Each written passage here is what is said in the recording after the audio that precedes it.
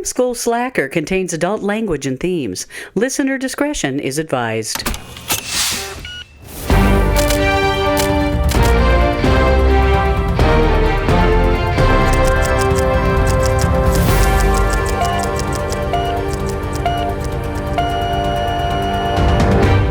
Hello and welcome to Film School Slacker, the podcast where I go through my ever-growing watch list of films, and with me as usual is Megan. Hey, that's me. And we've got another special guest back again for I think the third time. Kevin, welcome. Well, third if you count our special Twilight episode that hasn't actually been released yet. It's been mentioned like 4 times on the podcast in the last year, and it's one day. But only the one real episode so far, I think, that was X-Men 3. I feel like there was one more. Ooh, Gross Point Blank. Yeah. You were also on Gross Point Blank. Yes, you're right. And I wasn't remembering that one because we did that one at Megan's place. That's right. My brain was blanking it out. So I guess this is my third. Yeah, welcome back. I think you're officially our most visited guest. I was gonna say you'll probably hit the 5 timers club first. Right. Ooh, does that mean I'll be like president of the 5 timers club? Yeah, and you get like a little jacket. There's no budget for the jacket, but we'll work on that. I'll figure it out. Yeah, we'll figure it out. Well, welcome. And I think Kevin, maybe you should tell us what movie are we watching today? We're about to watch one of the greatest movies ever put to celluloid. It is the opus by the consummate professional that is Mr. Stephen of Baldwin and oh god, why am I blank? Polly of Shore. Polly of Shore. That's right. So this is Biodome, and I say this because it's like my ultimate guilty pleasure movie. I'm gonna have to really rein it in when we watch this to not quote the entirety of it. Literally every line. For a long time, my voicemail was one of the lines of this movie that my buddy and I did. Okay. But this movie came out kind of during like the opus of the Pauly Shore era. So Got it. In the Army Now, Son-in-Law. He had like a bunch of movies that are all kind of the same, where he was basically playing just Pauly Shore, with whatever stoner he was doing the film with at the time. And of all of them, this one is my favorite because it's it has a message. It does. It does. Okay. It has a message. Okay. Megan, give us some stats. So Biodome from 1996, rated PG-13, 1 hour, 28 minutes long, starring Pauly Shore, Stephen Baldwin, William Atherton, Denise Dowse, Dara Tamanovich, Kevin West, Kylie Minogue. That's the one. Oh, the crush. The crush was immediate. Joey Lauren Adams, Teresa Hill, Patricia Hearst, among others. Directed by Jason Blum, written by Adam Leff, Mitchell Peck, Jason Blumenthal, Kip Koenig, and Scott Marcano. Among other people you've probably never heard of. Yeah, more people you've never heard of. Does anyone want to hazard a guess on the IMDb rating for this movie? Is it out of 10? Out of 10 I'm going to go solid 5.1. I'm going to go with a 3.5. A 4.4. Oh, you know what? Right in the middle. Yeah, nice. Very nice. But yeah. So I'm kind of terrified to watch this movie for a specific reason. I don't know if I'm more scared that I'm going to hate it or more scared that I'm going to love it. Like, I feel like it's one of those two options, and I'm just really terrified of which one it is. I also feel the same way. I'm either going to really, really hate it or really just think it's fucking hilarious. Yeah. And I don't know which. I don't think I've ever seen a movie with Pauly Shore in it. Like, I genuinely don't think I have. This one's good. Well, he's done some voiceover stuff. He's done some voice work. I don't know if I'd count that because he was in a Goofy movie. Oh, then yeah. That's what I mean. It's the Leaning Tower of Jesus. Yeah, that's playing the exact same character. Oh, yes. But I also don't know if I count that. Like, because to really experience Pauly Shore, you have to experience like the physical comedy of Pauly Shore when he's doing all of his good. Also, there was the line in Clueless. It's like looking for a meaning in a Pauly Shore movie. Anyway. Except maybe Biodome does have a meaning. Is that what we're saying? It has a little bit of a message. It is a little bit of a, it's cool to care about the environment kind of a thing. So interesting. All right. Well, I am. Oh, and there's an episode of Futurama. Where Pauly Shore gets unfrozen in the future. And there may or may not be a very young Tenacious D. Oh. I'd be into that. Okay. All right. Well, goodness. Well, I guess we might as well just freaking roll right into this thing. Let's roll the tape. Roll it.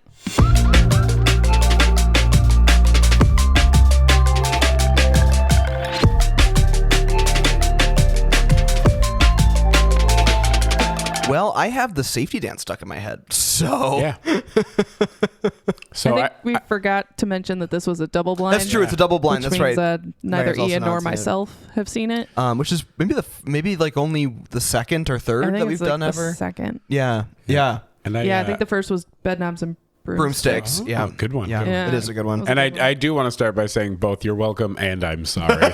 Thank you. I appreciate that. Yes, and you're forgiven. I think it's you are forgiven, respectively. Yeah.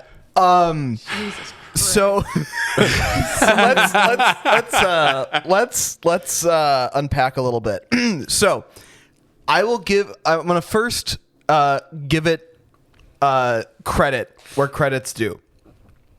For the mid-90s, it wasn't as like problematic in terms of language and like super homophobic, misogynistic content. Right. If that anything, didn't happen. especially for 96, it was very like pretty progressive. Like very like dudes in each other's business. Like they were very comfortable with each other. Yeah. They had very, despite being kind of awful people, their interpersonal relationship was very non-toxic. One of my notes is like, I'm 95% sure these guys are in love. Right. Yeah, they're a little bit in love. I'm pretty sure they're a lot in love. Right. It's almost like a Turk and JD kind of. They've got a very like they're like in each other's brains a lot. Yeah. The other thing that I will say that I kind of a read that at some point, because I was very much just like they were stressing me out. It crossed a line from being funny to like actively stressing me out. And at some point when the switch flipped a little bit for me was when I was like, oh wait, this is a situation where it's like the people with like, how am I going to phrase this in a way that I'm not going to sound terrible? It's basically like when the ADHD kids and the autism kids like make friends. That's kind of like, you know, because you've got these like super locked in special interest people with like these guys that are very freeform and just have literally no sense of like, there's not like, they're the opposite, right? Everything is just like a playground and they like just kind of, they need stimulation, otherwise they create their own stimulation. They are literally the chaos, right? Yeah. And I actually like, at some point, it was kind of when they started to like they created a problem, but they like found the problem. They understood the problem. And then they were like, oh, I want to solve it now. And when they did that, like they were making very, very good decisions about how to do that. Oh my God. Yeah. I'm a real sorry, sir. I dropped your taco in the fryer. The fuck is wrong with me? Anyway,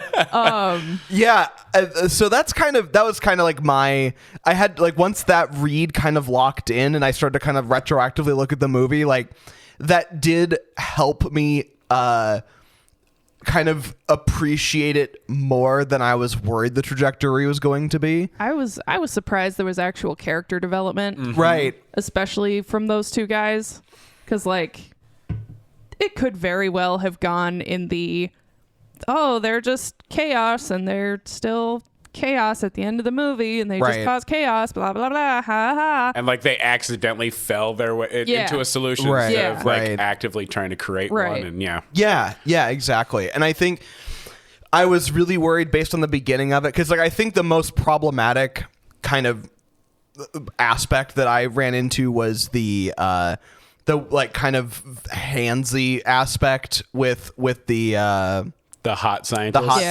Kylie Minogue and what's her face. That was a little sketchy. However, in the end, like I'm a little annoyed by the fact that they ended up just like falling in love with them. Like that was kind of annoying to me, where I'm like that was the one part I saw a mile away. It's like, oh, the two hot scientists are gonna fall in love with the guys. Love with the goofy guys. Right. But on the flip side, that didn't end the way we were expecting. Like their character development kind of stopped. Yeah, they were like, happening. no, we can't do this. And I've never seen it as them falling in love with him so much as it was like a thank you bone. Right. Yeah. That was my read. I was like, oh, okay, fair enough.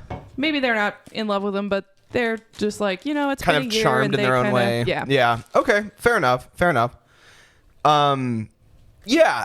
I think that shockingly, it came out kind of like not a massive problem. Yeah. Like I just don't understand how that happened. We've like definitely seen movies from the same era that were more problematic. Way more problematic. And did not age as well. Like even when they could have stooped to use like the R word, they were like just like, oh, I mean like the short bus. Like everything they did was kind of like, it was weird. Like they kind of almost went there a couple of times and then never quite crossed that line. It was very interesting. Like I get the sense, especially with Pauly Shore, that he's like really smart, like as a person. Yeah. Like I get this sense that like I don't know how to explain it, but I just like there's this sense of like intelligence that's underlying like everything he does.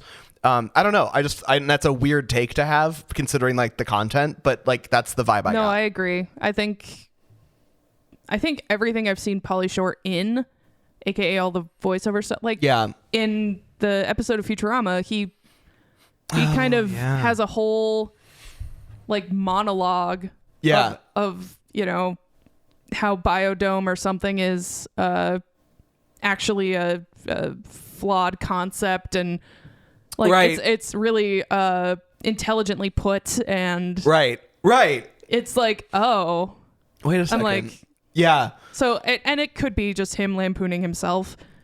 I mean, he was playing himself in a cartoon, so obviously. But like he also just has that kind of that vibe from I don't know. I get that vibe that there's more going on here than what we see. He's got he needs stimulation. He's an ADHD boy, but he's got like even as an actor, like he's definitely got a lot more running than just being a goofy idiot. I think it's the improv bits 100% that you can tell we're just them goofing around and playing off of each other. Right. That have kind of that like there were so many just one-liners that I'm like, oh, that's actually actually really there funny. was some actually very smart stuff that they did in the middle of the most lunatic stuff that they were doing.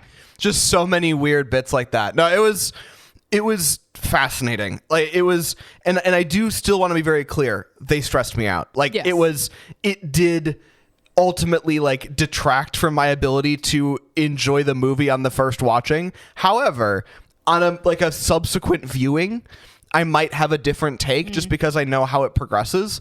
But it was fascinating. It takes a second to kind of hook into their. Yeah, it's like Shakespeare. You gotta like lock into the vibe.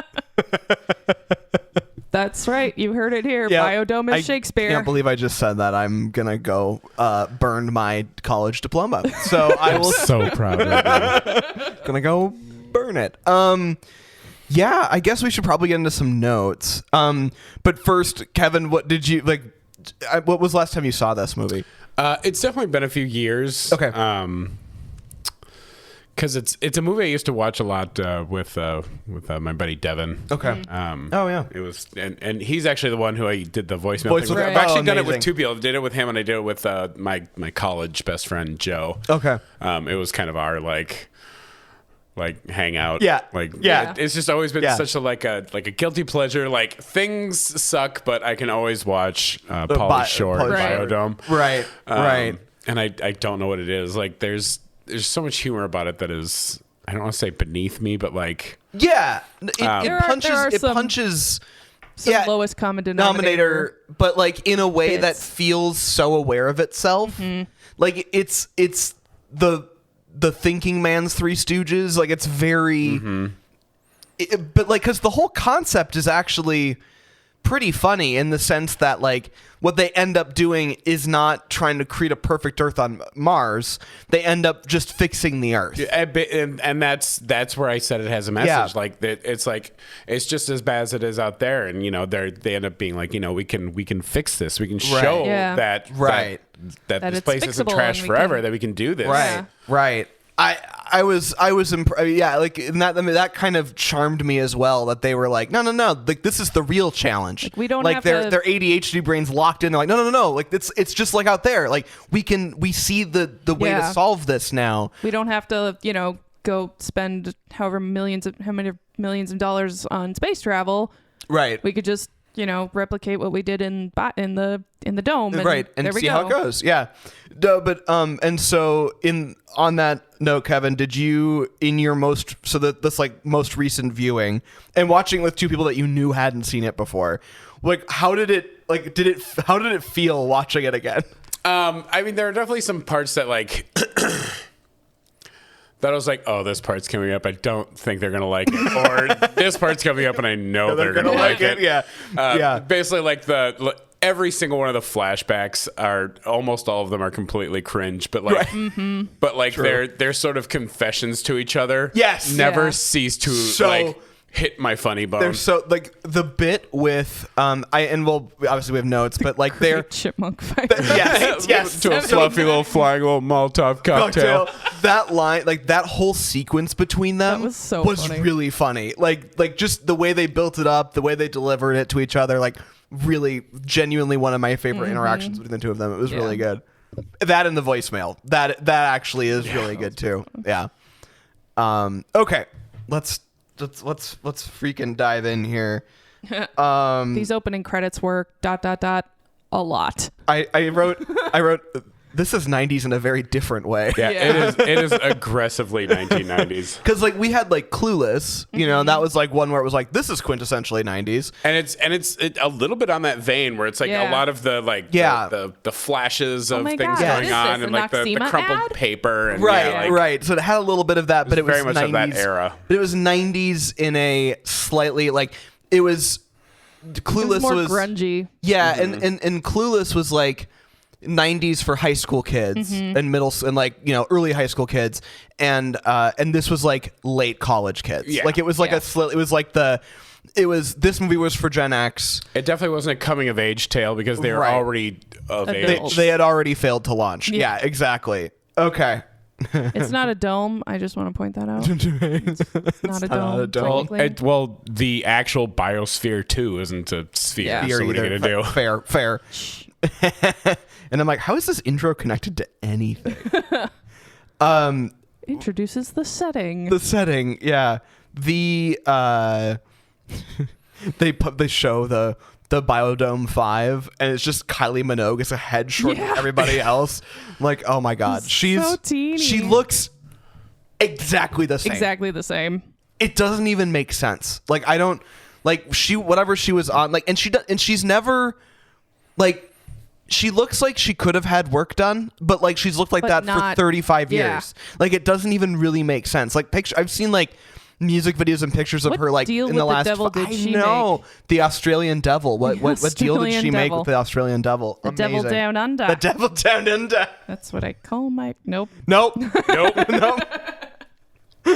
All caps. Ugh, white guy dreads. Oh man. I'm sorry. I was distracted by the white guy dreads. Hair. Yeah. For like a good portion of the movie. Yeah. I really hate that style of hair. White guy dreads. Yeah. Is not are those like dreads? I think they were just twists. They were just twists. It was not like a Knight's Tale or the Grinch fingers. Right. Yeah, the Grinch finger hair was just it took me a minute to get over it. Yeah, it was like who did Gangster's Paradise? Coolio. Yeah. Didn't Coolio do like the like where it was like up? It wasn't dreads. It was like twisted. Yeah, just like the twist. Yeah, like that. It was like things. Very, very, very interesting. Yeah. Kylie Minogue was 28 when this came out. No. Damn. That's great. She looks exactly has literally not aged. She like has been like 40 for the last 35 years. Good for her. Yeah, agreed. She's very attractive. Anyway. Yeah, she is 57 now. Yes. Damn. Yeah, and she looks really good. She does. It's crazy. So first big thing I notice about the movie is the when they do their weird bits like with each other, they're kind of almost Three Stooges-y kind of physical bits with each other. It makes the fucking animation like animated like cartoon noises, cartoon sounds, which is so funny. Like I was like, oh, this is weird that they're doing that. Like what weird sound effects. Yes, that are very prevalent. It's in the 90s. So wild. And I guess I don't remember, but it was so prevalent in this movie that and so obvious and blatant like that I just boink, yeah. Oh man, takes out the gun. Yeah. It's so funny. Something to be said about a man who can lick his own back. Which is where Allie, who was briefly watching with us, noped the hell out really right and never returned. No, she actually noped out with the chewing on each other's toenails. Yes, that's right. Like, I love you guys, but your feet are never getting anywhere near my face. No. No, that was like the one moment where I was like, ooh, oh god, oh. These guys really love each other, right? So for those who haven't seen this, and if you're listening to this episode, I'm sure you have, but in the very, very beginning, they're just kind of laying on the couch, watching TV, and Pauly Shore has his like whole toe in his mouth because he's chewing on his toenails to clip them, and then he has his other foot extended in Stephen Baldwin's face. He's like, "What are you waiting for? Eat it!" And so he starts chewing off a toenail, and it does appear that he actually he actually does tear off a bit of toenail with his teeth because there it is in his mouth and. Yeah. Oh. Yeah, no. That sent Allie in a way that I don't know I've seen her been sent that many times. Stephen Baldwin is even text her and just check and see if she's okay. she went off to something. Stephen admitted to Allie, he's like, I think this movie might ruin my career. just might. Oh, God. You met men of the male persuasion? Male persuasion? Just like it's the those little bits, those teeny like the one line like. And quips that's that what just leads me to believe that they're very intelligent. Make me think that there's some. I mean, Russell, how'd you get a job, fucking President Clinton? Oh, you had sex with the president? Oh, wow. Cool. That's so good. Was this before or after Monica Lewinsky? During, I believe. Oh, shit. Because if it was, that night. The middle. Like, Monica Lewinsky happened before his re-election, which was in 1996. Yeah. Oh, man, that's great. I love the shot where they're talking about, where they're lying about how he got like knocked out. Where Doyle got knocked out. That was during his second term. Okay. Oh, okay. So it was 98. Okay. Yeah. So it was before that. Wow. Wow. It's prophetic. So the scene, that whole scene where they're like lying about how Doyle got knocked out essentially, and they have that shot, this like weird high angle down shot with the Mahi Mahi on the wall, like staring at the camera while they're talking. And this is like a dumb film nerd thing, but that shot would not have been easy to pull off because the mouth of the Mahi Mahi is really close to the lens and they're really far away from the lens. And like that must have been they must have had so much light on that set so they could take the f-stop way down to make it so it was all in focus. Like that was crazy. Any like normal cinema lens, like either that would have been in focus or they would have been in focus, and there's no way they could have done both. Like I was impressed. Because I mean, even now, when what's really been like prevalent in a lot of filming techniques I've seen lately is where they're doing the double focus rack focusing. You can see like the cut of the blur. Yes, and it drives me insane. Yeah, so the fact that they were able to get that done without that is because so rack focusing with where you're jumping back and forth, that is very trendy. Like because doing that in camera involves like a focus puller, like essentially like you coordinate the whole shot. Everyone rehearses it beforehand. It's very it's very labor intensive and like cinematographers it kind of reminds me of that one for it. I'm trying to remember what it's called, but it's where like they get in really close but they like zoom dolly zooming. Yes. Yeah, like the vertigo zooming. Vertigo zooming. Yeah, they call it a dolly zoom. So what they're doing is they're changing the focal length of the lens, so they're like zooming the lens while physically moving the camera. Yeah. And it's a cool effect. That was I believe it's always like during like a revelation kind of a thing. The Singing in the Rain. Yes. Was yes. That was I think that was the first. Was that the one first of the one? First times it was obviously it was made famous in Vertigo, but it was it's a weird effect because it's if it's done correctly, it's not changing the actual distance of the shot. It's not changing the framing of the shot, but it's changing the optics, and so you're getting this weird distortion in the camera. And I will get off my film school soapbox now. Let's keep moving. Well, I feel like that's kind of what this podcast is for. But it's fine. It's fine. It's almost like it's in the title. Shit. Did I just apologize for myself on my own podcast? You did, yes. I'm gonna go. You guys finish up. Right, cool. I have to think about some stuff. All right. So this has been Film School Slacker with your new host, Kevin. Classic. So let's see. I have a couple of notes in here that definitely I don't have because so much happened in the intervening time that I do not remember why I said it. What was the line that they said in the car as they were going to wherever that made me write "By Pride"? I guess. Oh, it was the we're not when they were passing Biodome and they said Biodome. What's that? Do you think it means it goes both ways? I don't know, but we do. Yeah, that is pretty good. Like I said, they had a weirdly, despite having a lot of like toxic masculinity traits, their interpersonal relationship was very progressive. Like by today's standards, they were very comfortable with each other. They had no squeamishness about being like close with each other and toe in mouth. Toes in mouth. Yeah. What was the one? Our girls have been seduced by breaststrokers. That was funny. Okay, who wouldn't be seduced by breaststrokers? Exactly. Giggity. Jesus. That's the joke. Yeah. Grape smugglers. That was literally what I had next on my line. Is that a reference to nipples? No, they're Speedos. They're Speedos. Oh, Speedos. Smuggling grapes got in there. it. I thought they were talking about the No. girls. No. Yeah, that's the guys. Talk about. Have you seen the swimsuits those guys wear? Yeah. Grape smugglers. They do call them budgie smugglers in, I believe, Australia. That's adorable. Or the UK. That is actually really funny. Budgie. I was gonna say that sounds like an Australian. Yeah. A budgie. Everything about it. Yeah, that's like the little parakeet kind of thing, right? A budgie. Yeah. All right. We'll get to birds later. We sure will get to birds later. Did I hear the line correctly? Because I forgot to turn on subtitles for this one, which I don't know if would have helped me or not. Might not have. Might have made things more confusing. Probably.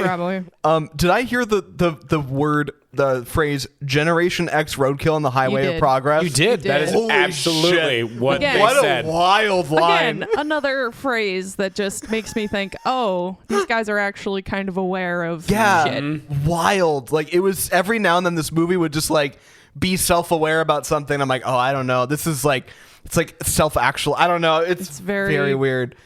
Very aware of itself. Yeah. Very meta. Yeah. Wild. Okay. This is my kind of single, like, I know this is dumb.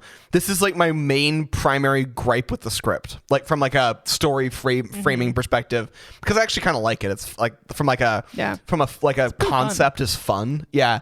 I think it's really funny that it's like it closed, like they are in there when it closes that moment. And at that moment, they're like, we can't delay this test by 1 day. We can't open it back up, send these guys home, make sure everything's good, and boot it tomorrow. Not even 1 day, like Not even 1 day. hour. Like, yeah. Like, wait, let it go until 10 a.m. on Earth Day next can't year. Do it. Crazy. Like, it was bizarre to me. Anyway, that's like my one weird, like, come on. That's so obvious. Jurassic Mall would be an awesome reality show. Jurassic Mall in like the awesome. Jurassic World universe. Sure. Just you know, where the dinosaurs are just like also doing their shopping. But with that, they did seem to kind of flip-flop on whether the door couldn't be opened or shouldn't be opened. They did make it seem like once it was sealed, that motherfucker was not opening. But they also made it seem like, you know, they wouldn't let it open. Not that in any case of emergency, it can't. Yeah. Well, it's a moot point anyway because they ended up getting it open with like a key and a door. Because somebody accidentally left it in there. Because there's someone put an idiot door in a very convenient place. I mean, it makes sense to have a back door. Well, yeah. Like a safety for emergency reasons. Yeah. It was.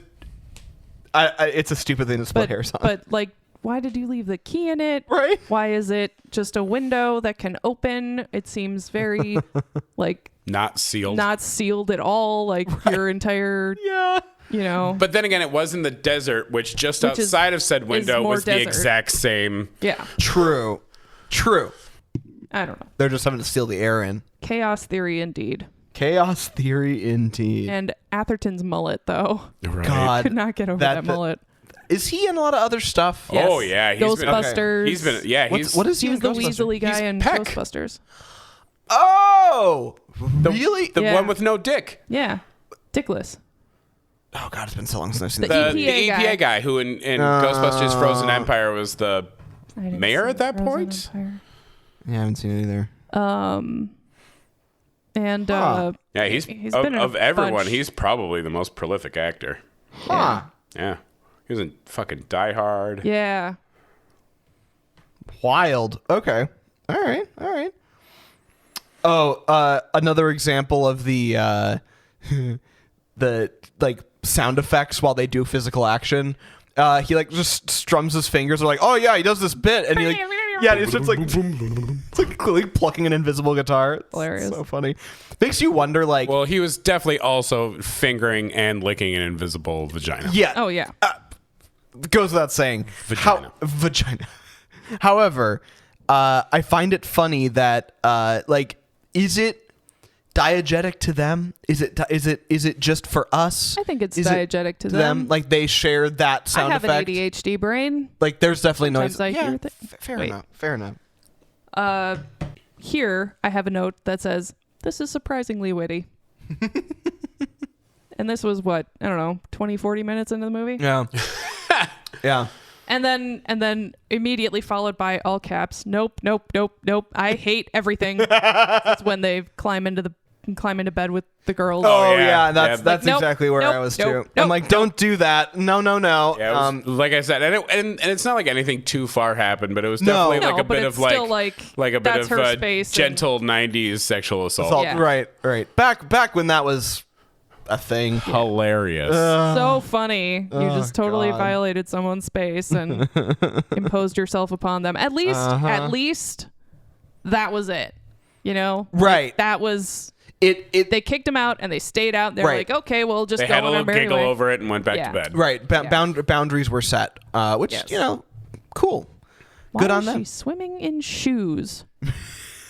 She was literally swimming in a pair of like Birkenstocks. Didn't want. Was it just like? I thought they were like sandals. They were like sandals, but like That's strappy weird. sandals. That is I'm like, kinda why the weird. fuck are you swimming in shoes? Just but the bottom's And rocky. pants. I don't know.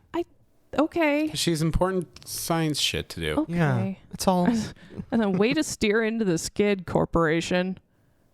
Like the corporate overlords. Oh sure, yeah. Coming in and being like, yeah, they're definitely part of yes. that they're The here to the PR represent spin. chaos theory, and then they then merch. and then they make And then merch. Amazing. I mean, way to steer into the Skid, you know? Right. It's good. That's just good opportunity. It's making. just Gotta give that PR guy a raise. Oh, I hate their first dinner and they spit all their food. That hurts Ian. That is a non Ian thing. I don't know. That really got to me. The fact that everything is soy. Right. And yeah, then like that was 3 a problem scenes too. later they're eating peanut butter. Right. Like this movie would is from a food trying to perspective kill it would Ian. kill me. Yes.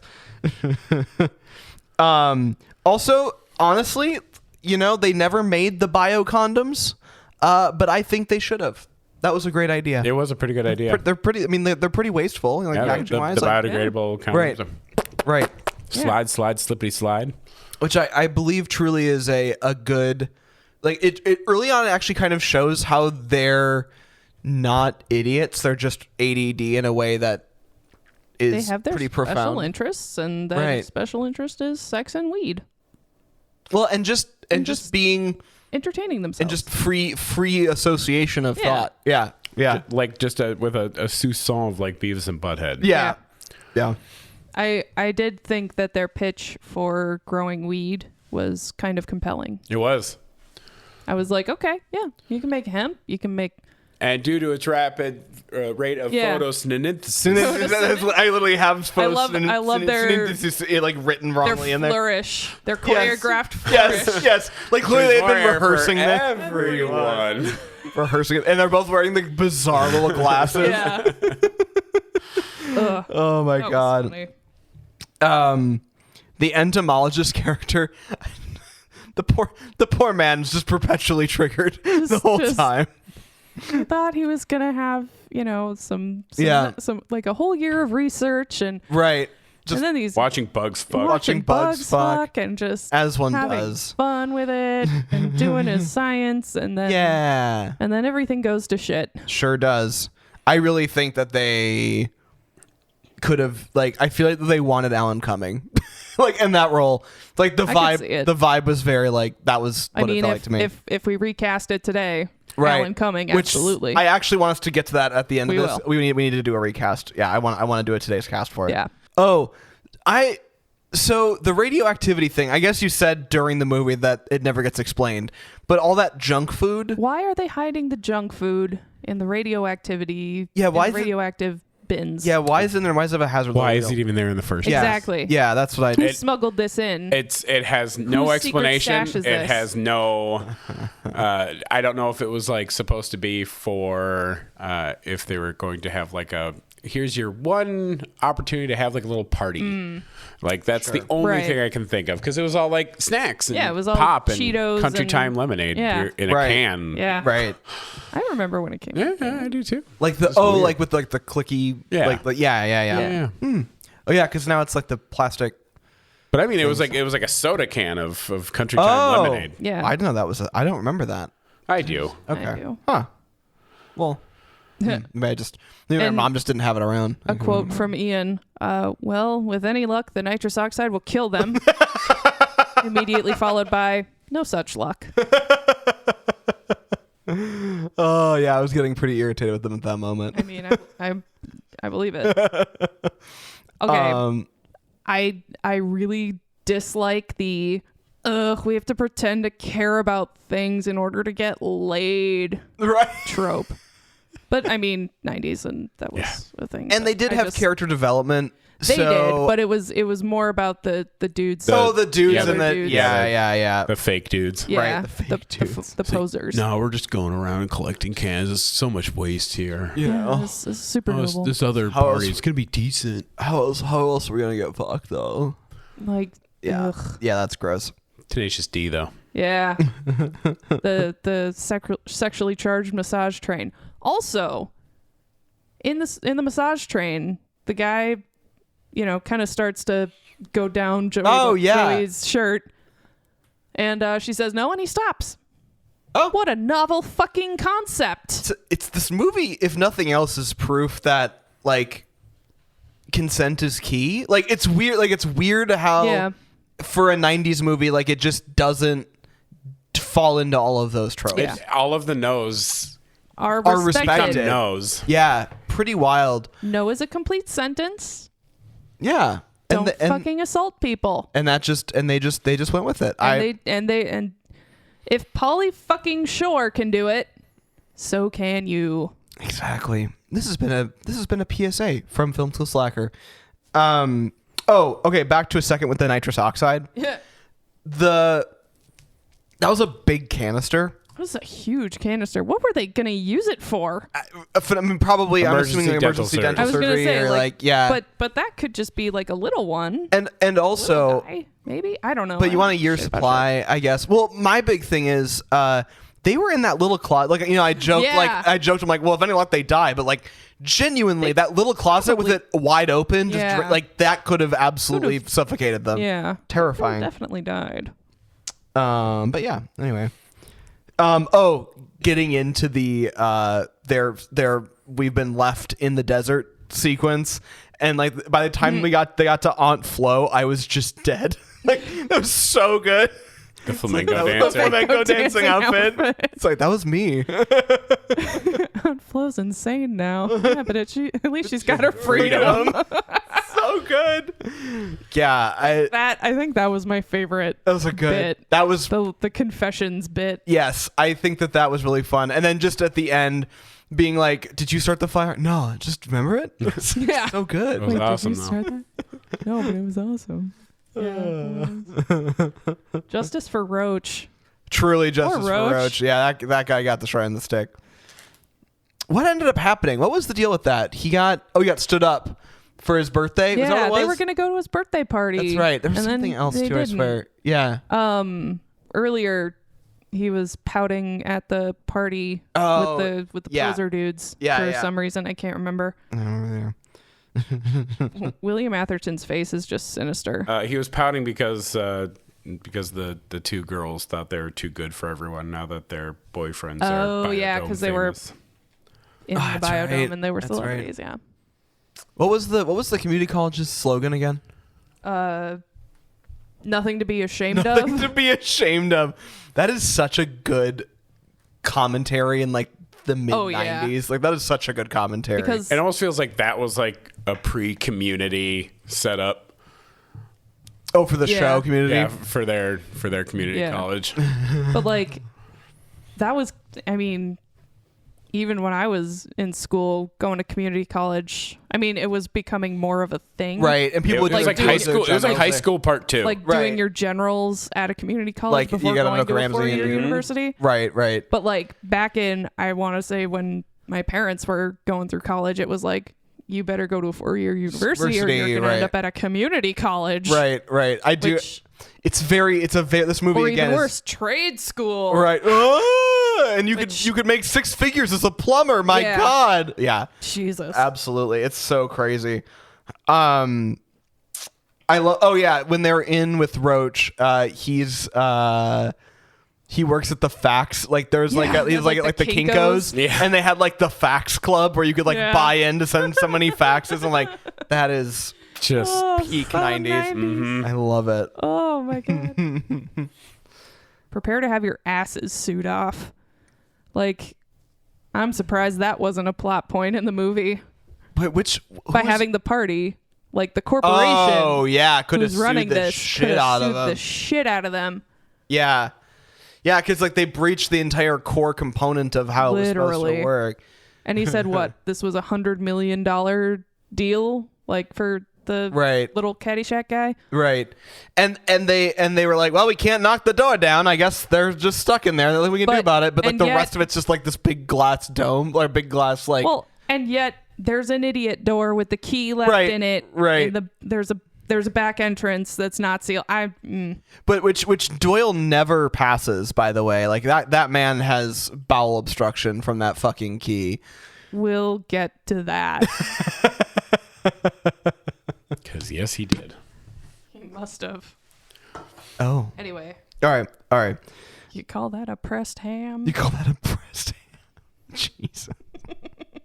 Not a bad butt, actually. It was pretty good. It's a pretty nice butt. Pretty nice butt. Yeah, just some guy. For a dude. Yeah. Sorry, pretty sure all the Baldwins have showed their butt in some movie or another. Oh, I would not be surprised. It's part of their clause, actually. It's a requirement that they have, not the movie. Thanks for the back rub. Megan. Yeah, do you have one? We're not there yet. Okay. They get to the Biodome party, and this is when I was like, I want to have a Biodome party. Like, if nothing else, looks super fun. Like, set up I don't know where we would do it, but like, build a space that could be conservatory. Actually, I have an idea for a place to do the Biodome party. I'll get back to you guys on that. Oh, I think I know what place you're thinking. Do you? Yeah.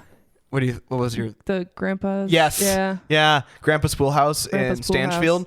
So my sister-in-law's cousin, his uncle's former roommates, eunuch, wonderful singer. Using the Schwartz. Owns this rental pool house. It looks just like a 70s shag pad. Love it. Huge. Big fan already. Indoor pool.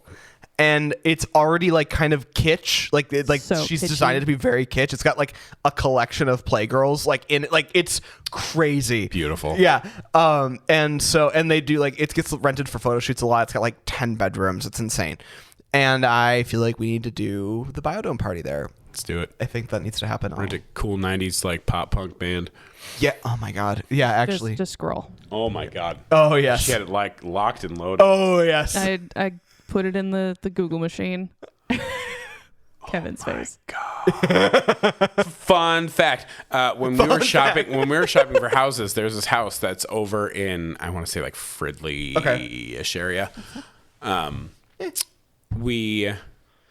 We wanted to see it just because of how kind of awful it looked. Yes. But it had an indoor pool. Yeah. And the place looked like it was falling the fuck apart. Absolutely. Like it had this weird bridge that went over absolutely nothing in the living room, and like the pool area, which was inside downstairs, had like an upper like sort of arcade area. Like it didn't have like an arcade, but like that's right. ready for it. Like right. You put an arcade up there. Yeah, and it was like we're like the upkeep and getting this fixed would have been a fortune, but this place would have been so cool. It's fucking cool. Definitely haunted. The people who owned it were probably like these old we knew they're old people just by looking at everything. Yeah. But we're like, oh, these two had to have been like old swingers. Oh. Yeah. You know, they have some fucked great up shit has happened in this house. Someone at least one person died of an overdose in this house. Without a doubt. The craziest thing about this place in Stanchfield is it was Sophie's cousin's like grandparents on her other side. Yeah. And they were like super conservative. So it made literally no sense why they created this 70s shag pad. Like no one knows why. Like it was a bizarre thing. But yeah, so I got to go there one time. Sophie asked me to come along with her because she was asked. I brought my film camera and shot a bunch of stuff on film for it. And it was an absolute delight. And I've been trying to think of something to do in that space ever since the first time I saw it. And Biodome Party would be up there. Absolutely. Like maybe it would be like year and a half or 2-year birthday for this podcast. We do like a Biodome Party. Yes. Oh man. Now I'm thinking about this. Oh God. Okay. Anyway, boogie boarding. She's like, I don't even know you. I'm Doyle Johnson. You've seen me naked. So good. Like I know, and that's the thing I think is one of the interesting, like, kind of dichotomies about these characters is they simultaneously do like very nuanced things, like they have very nuanced thoughts about things, and then they'll simultaneously be literal in a way that I can't tell if that's them being purposely obtuse or they just didn't get it. Like, and I'm trying to think of another one that's like that too, but there's like for example, like the Bill Clinton. You fucked Bill Clinton? You had sex with the president? Oh, nice. Like it's the same deal. I'm Doyle Johnson. Like, is that they're just like, I don't even know who you are anymore. Like this, like, is it like a coping mechanism for them, or is it genuinely they're not, like, they don't know? Like, we don't know. I don't know the answer. Half a dozen of one potato. But yeah, exactly. So after the party. Yeah, after the party. Atherton, there's just that slow close up of Atherton in the bushes. And it's just so sinister. It's so creepy. Yeah. It's very and it scary. happens a couple more times. It's like, Jesus. He does good sinister. It's just as an actor. That's just his face. And the hair helps too. I don't know why, but it's just, you just know it's feathered and lethal. Feathered and lethal. My autobiography. I was going to say this. The great Chipmunk Fire of '79, where it's a callback. Yeah. Perfect. That is. I love that callback. See devastation of this magnitude is the Great Chipmunk Fire of '79. Yeah, like, it makes me question like the scope of the Chipmunk Fire. It must have been, if this company was aware that was devastation. Like, what the fuck happened? I'm sorry, just the visual of a little chipmunk running around on fire. little Molotov cocktail. Oh man. I'm sorry, I can't. We've lost McManus. Yep. Oh man. Oh my god. And then, so in my notes, there's the montage towards the end And Atherton's definitely like gone mad scientist. Mm-hmm. And he's got the parrot down there with him. And I was writing, I wonder if that parrot is still alive, like just in general in real life. Right. And then it cuts to him wearing the crown of feathers. Oh my God. That was a terrifying bit. And I just wrote in all caps, oh no. Oh no. I literally did. What did I go? Oh God, the parrot. Oh no. It's literally just like, I was just like, idly wondering if that parrot was still alive. And then it was just like, nope. The entire end, like the entire sequence of him like being dastardly was weird. Like it kind of came out of nowhere and then became like the plot point. Yeah. Yeah, it was sort of an odd kind of Mother Faulkner. Like it didn't need to be part of it. Like it didn't need to be as drowned as it was, but also at the same time it was this movie and like who am I trying to sure. Why not? Why not go all in? Why not do the parrot gag and coconuts full with liquid or nitrous oxide or something, nitroglycerin? Crazy.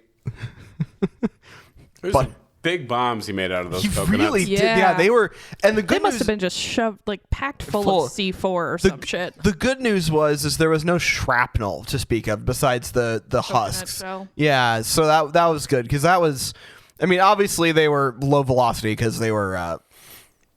Pyrotechnics for the screen, but it was those were quite the spectacle. The Buttercup the clown bit. Just the footage from the news was a little bit. It was a lot familiar. Yeah, it was a lot. Like holy shit. Oh god. Oh, the going back to the pressed hams thing with where he's asking for the key back, and Doyle just pushes his butt up against the glass. The line, "Be sure to take off your watch first," was so funny because like that they like you can't call their bluff. They will always one up you in the craziness. So good. Oh, the safety dance montage. Like the first one was so great that was like they were trying to use it as like audio torture. Yeah. Which I don't know if that's covered in the Geneva Convention or not, but let's not get into it.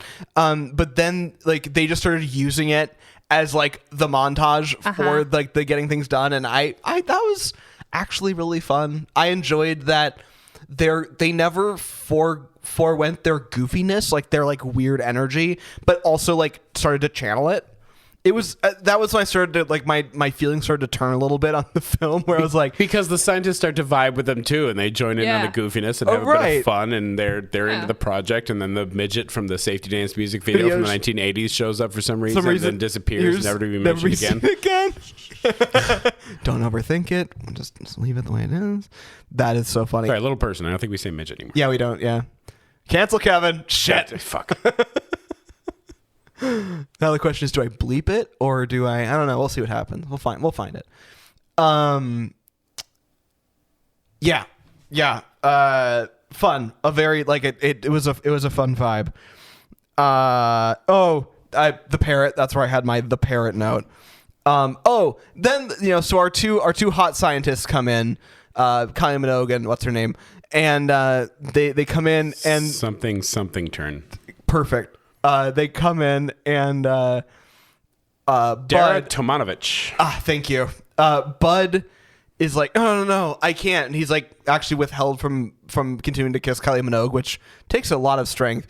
And then the other guy, because he was just getting 2 handfuls of that ass. Yeah, I know. He was like spreading cheek. He was going in. Yeah, he was going for fourth base. Right, which like sure, I get it.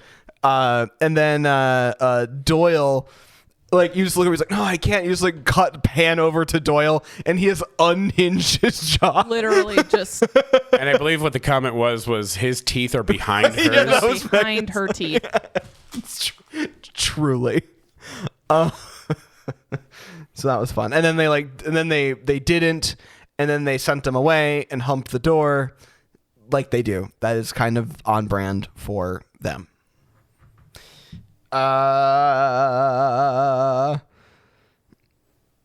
I still love the giant flypaper. That was such a funny gag. That then they got stuck to it. That was kind of fun. My dad used to lie in the crib with it. No, Daddy, don't leave me. I wet my Huggies. Nobody loves me. And then at the end, like, okay, so we get toward the end and we get like they neutralize the problem except for the last, like, one last coconut he throws in desperation and kind of blows up the front of the thing. Do you get the sense that, like, after, like, 9/11, they stopped doing, like, the bomb plot as much as a comedy bit in movies? Or am I just, like, generalizing that? Because I feel like that was a really common thing to do in comedy for a long time. I think there was certainly a period of it disappearing for a while, but I think at some point it probably made it come back. Like a modern, like, but it's got to be, like, from a comedy perspective. Because that's, like, that did not, it was definitely not, it was, like, they continued to do it, but, like, the comedy aspect of it felt like it, I'm going to keep an eye on it, like, more recently to see if they're back to doing it again. But that's all the notes I had. Megan, what else you got? Where did he get the key? He pooped it out, and they don't have plumbing. They have a septic system. So he would have had to search through the septic system. I was thinking, I knew he had to have passed it because it's not going to stay in the system forever. When did he show up with the key? I don't remember. Got out. He got out, and they're like, oh, the back door's open. Where'd he get the key? Like, that was part of, like, the voiceover thing that was happening while he was running away going, got it. And then as they're driving into the nuclear plant, I'm like, and then they all got radiation poisoning and died. Yeah. Right. Oh my God. I swear, like, some of those, like, little, like, plot points I, like, must have blacked out. This movie made me, I feel like, black out several times just from, like, sheer discomfort. I don't really know how else to explain it. Yeah. But okay, that makes sense.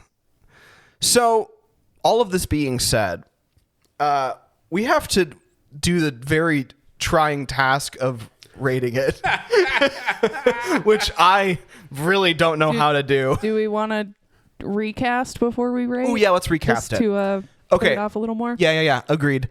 So Bud and Doyle, who are our new Bud and Doyles? I actually came up with a pairing that I think would work. Pete Davidson as Pauly Shore. Okay. And Josh Hutcherson. Okay.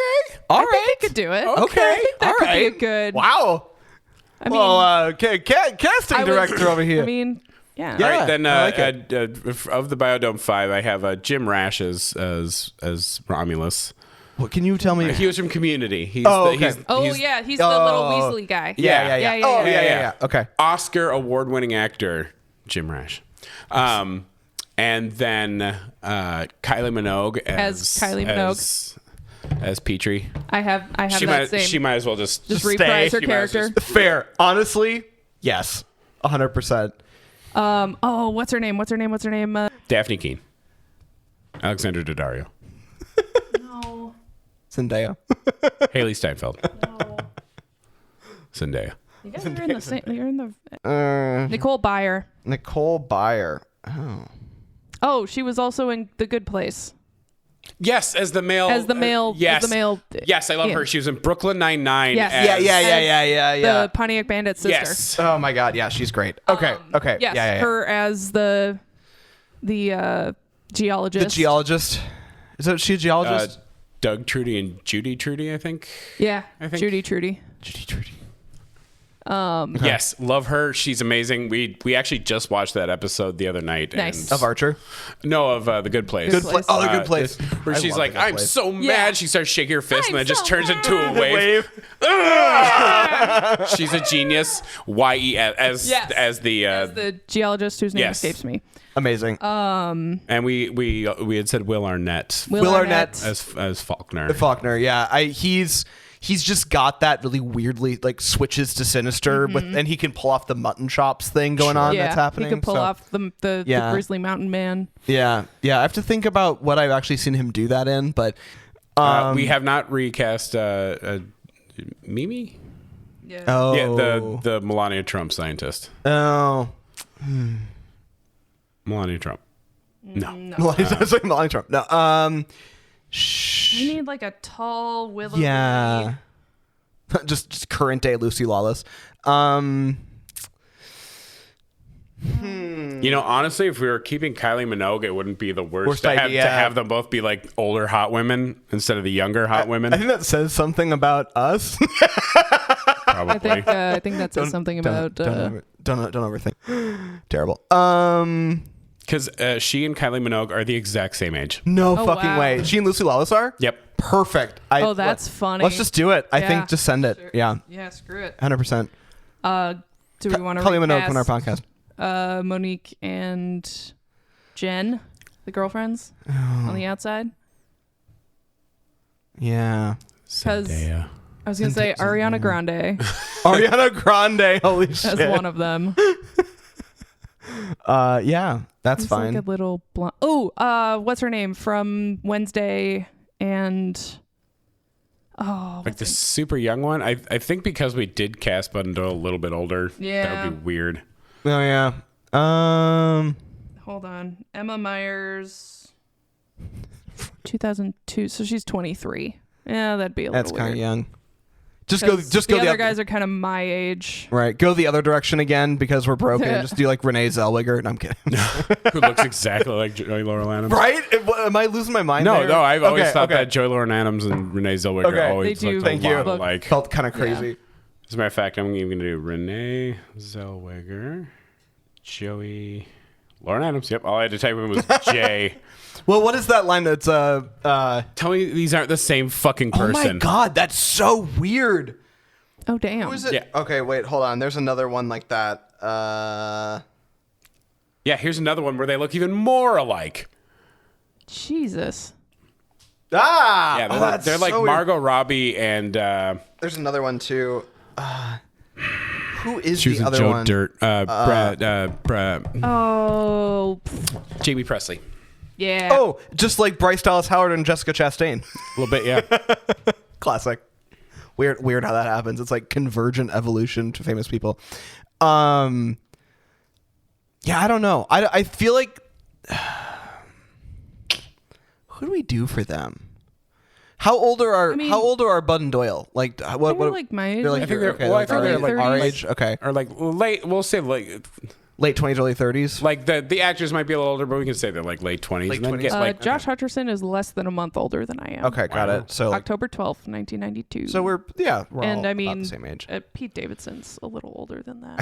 I thought Pete Davidson was actually younger. Oh, November 16th, 1993. Right, because he and I are like 2 months apart. Yeah, he's just over a year younger than I am. He just looks a little bit older because of because drug use. Drugs. Unrestrained mental illness. Yeah, I don't know. I'm kind of drawing a blank on those two. I guess we don't really have to cast for look, mostly just vibe. I thought Ariana Grande was a good one. Yeah, but that might be weird with Pete Davidson. Oh, right. Right. So, whoops. anyway, moving on. never mind. Boogie boarding. Boogie boarding. Boogie boarding. Fuck it. Cynthia Erivo. Jesus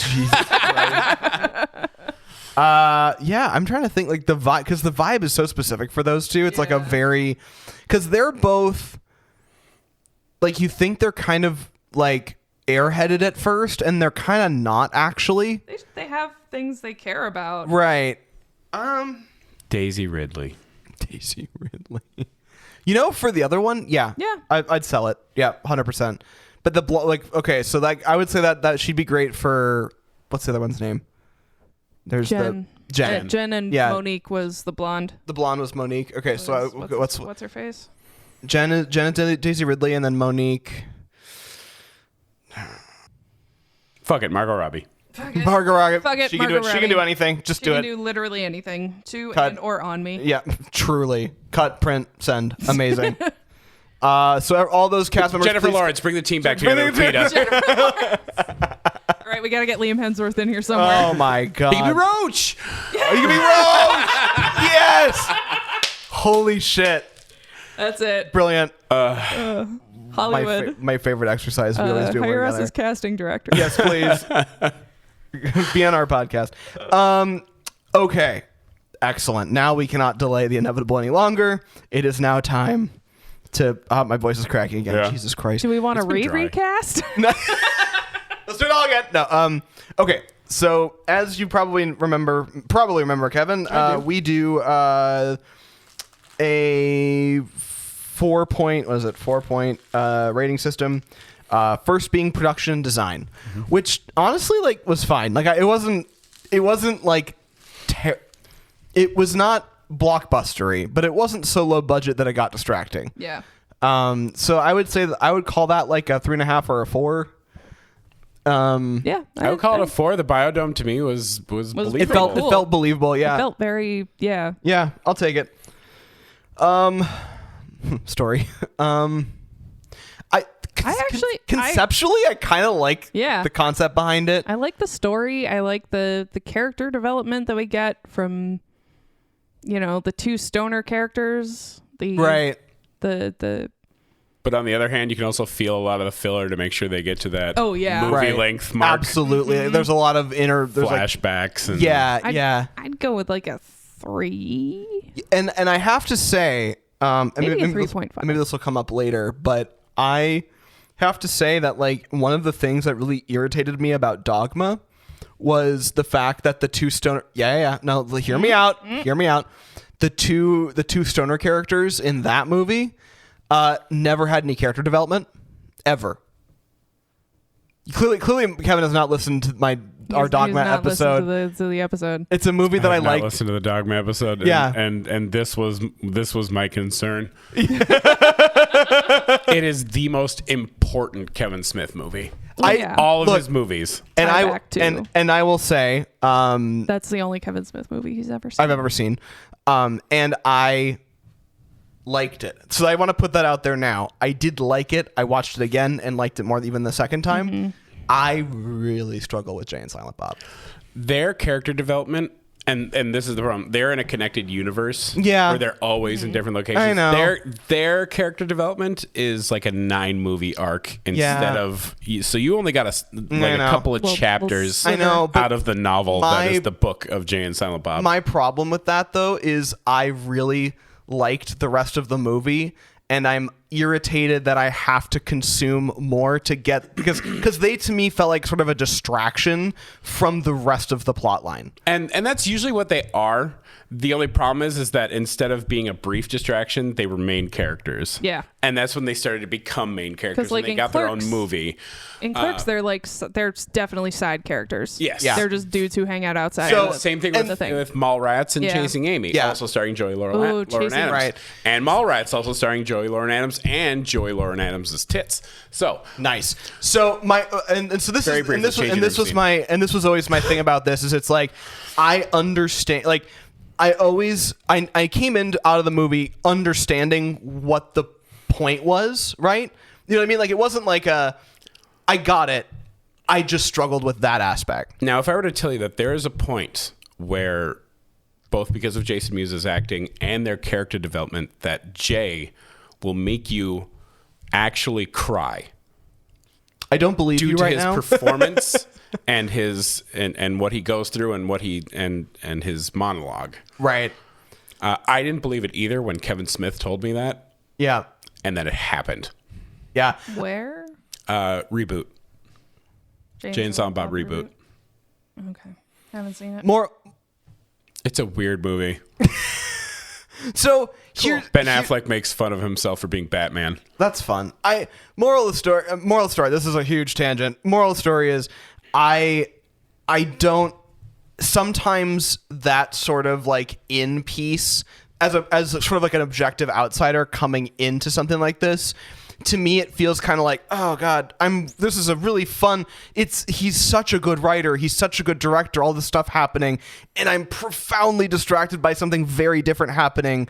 And like, I'm not saying that he doesn't have the right to do it. I'm not saying that it's not a good thing to have for him to do and play with these characters as he develops through. It's just for me as a person jumping into a movie, going, oh, I just want to watch this movie. I don't need these guys. That was my problem with it. And like it's not a knock on Kevin Smith necessarily. It's just Ian jumping in at age 32 to not quite understanding what to do about it. I get that. Yeah. Anyway, boogie boarding. 3.5. 3. Yeah, let's do 3.5 because I actually genuinely liked the concept. Like it was a cool concept. It was more high concept than a movie of this caliber you'd think it would be. Yeah.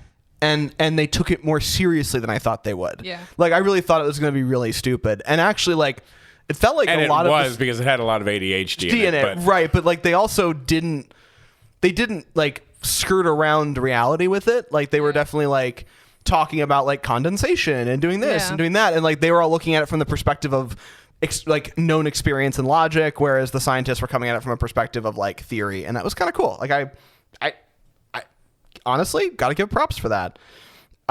Performances. I don't know where to go with this. This one's hard.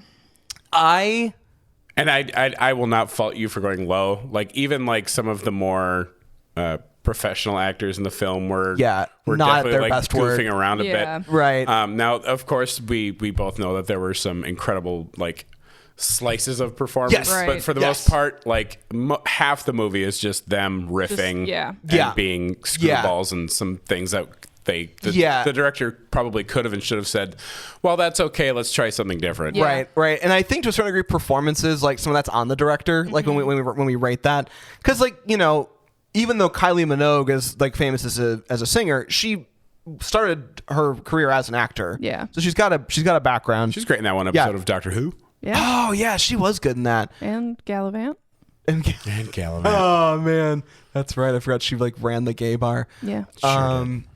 Good epi. That is a good epi. And then did you know she was dating the actor who played Gallivant during that time? That's hilarious. Yeah, because he was like, she's like that sex tape, right? 100%. So she was fine. Like it was just most of it was. It felt like the stuff that was like clearly scripted was kind of stilted, and then you could kind of see where it shifted into screwball stuff. Like it kind of that bouncing back and forth between like a the improv and the scripted stuff was like a 3. Yeah, let's do it. Let's do a 2.5. It was just it had great moments, but the sum of its parts. Some of its parts did not. Like I think I want to watch Pauly Shore do an improv show. I do too. Like that's what I want to watch. I want to watch his Gene Simmons short, and I keep hearing he's supposed to get a full-fledged biopic out of it. Is he doing a biopic? Not Gene Simmons. Richard Simmons. Yeah. Because especially in his old age, in his older age, he looks exactly like him. Oh God, that's true. And he did a fake documentary called Pauly Shore is Dead, where he he went around getting reactions from celebrities saying that, oh, did you hear that Pauly Shore just died? Just to see what their reaction. Did he do it? Mm-hmm. Oh, okay. See, he seems like a smart guy. Shockingly Artur. I believe that. It just comes out through goofiness. Yeah. Which is probably why I like this movie so much. I can fucking relate. Right. Like it's all. Yeah. It's the goofiness. It's the physical comedy. Like totally. We've said this before. I know we said it. We've said it before with back when I did Showgirls with Sabra, and I think on a couple others where we've talked about. You learn a lot about when a friend comes on as a guest to do an episode. Right. You learn a lot about that person, right? Like you bringing this movie to us and you giving us the context of what it kind of means to you and where it sits in your brain tells us a lot about like the way that your brain works. And I think that's really fun. And that's a fun part of art. Yeah. Is being able to kind of see how people's brain relate to it. Yeah. It's cool. Like I enjoy that. Yeah. Okay. Cultural impact. I don't really know what to do with this one. I will give it props. Like we've talked about this kind of throughout. I will give it props for not being the most problematic movie of the mid 90s, especially for like a goofy buddy stoner comedy. I would give it a 3.5. I'd go with a 3.5 overall. Yeah, typically positive. I would say alone. I would say alone. It didn't have a ton of cultural impact, but as part of like the Pauly Shore legacy, lexicon, it definitely is up there because there are so many like things that people do, like Pauly Shoreisms that are sort of an amalgamation of all of his movies. Totally. My personal cultural impact is probably like a 7. So right. I'm telling you, that movie shaped me. Yeah, I'm gonna put also because I just remembered this now. Sorry, Nick. I forgot I'll link in the description of this episode. Oh yeah, you did. You did Biodome. I put a note in my head to talk about that. Because you gave that 3-minute pitch of the synopsis to this movie on that. On Spoiler Sort Of. Which is a YouTube series our friend Nick directed. Yeah, which might be making will a comeback. Probably be coming back this fall. I have helped him produce that when back in 6,000 years ago. Yeah, back when we did it. Just about. Yeah, I think. Oh my God, was it pre-pandemic? It was. It was because it was. Yeah, because it was back when Nick at his old house. Yep. Yeah. Oh, fuck. In St. Paul, and I was. Shit, that's right. I was still with what's her face back. Yeah. Oh, you were. Wow, that was a long time ago. Yeah. Yeah. So, moral of the story is it's going to make a comeback. It's a really fun little show. It's basically we get our friends drunk. They get to pull a movie that they know and from a hat, and they have 3 minutes to pitch the entire plotline of how much they remember, and it is a joyful time. It's really hard, you guys. It is hard. I will probably have to do it at some point now with the podcast. Absolutely. I will probably have to do it. And mine was fucking crisp. You were. Yours was probably the best. To this day, the Biodome episode is my favorite episode of that show. I don't think I've actually finished a movie. I think I get caught up in the details. Right, it's hard not to. So hard. Yeah, it's crazy. Especially when you're drunk. Because 3 minutes feels like, I can get this in 3 minutes, and then you definitely do not. Yeah, same. Yeah, such a good time. Okay, so this movie comes in at 3.4. Ooh, not bad. Which is our second lowest movie on the list. Do you want to guess what comes in at 3.3, just below it? I know what. Yeah, I know. Megan knows which one it is.